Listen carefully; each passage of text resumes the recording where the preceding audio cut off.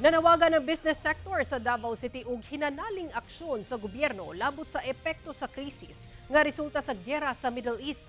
Samtang Interagency Task Force on Emergency Socio-Economic Crisis Response gi-activate sa City Government of Davao. Ang detalye sa report ni Argil Relator.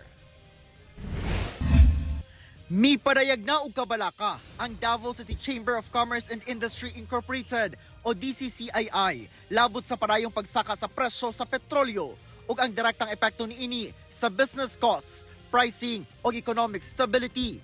Busa, nanawagan na sila og hinanali og structural actions.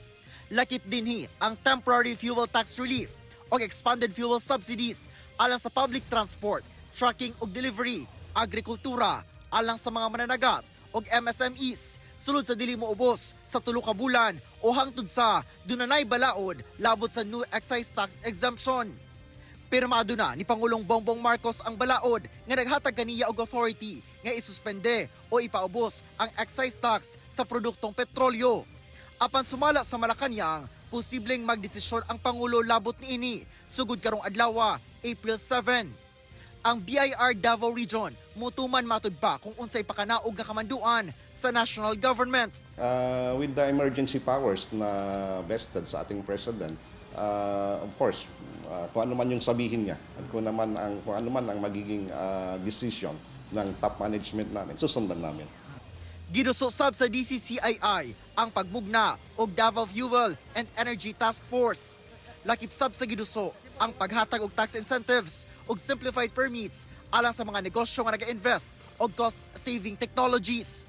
Andam ang business sector sa pakig-alayon sa gobyerno ug stakeholders aron magpatuman og mga praktikal nga solusyon.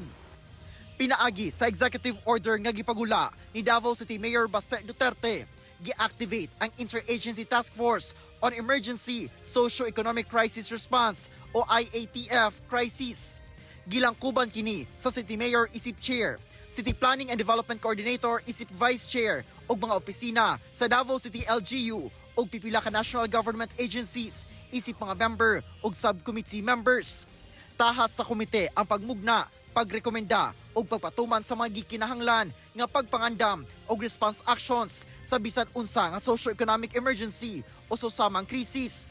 Adlong Lunes, dihang gipahigayon ang unang meeting sa IATF crisis. Kauban si Jojo Solarte sa kamera. Ako si Argil Relator. 1 Mindanao.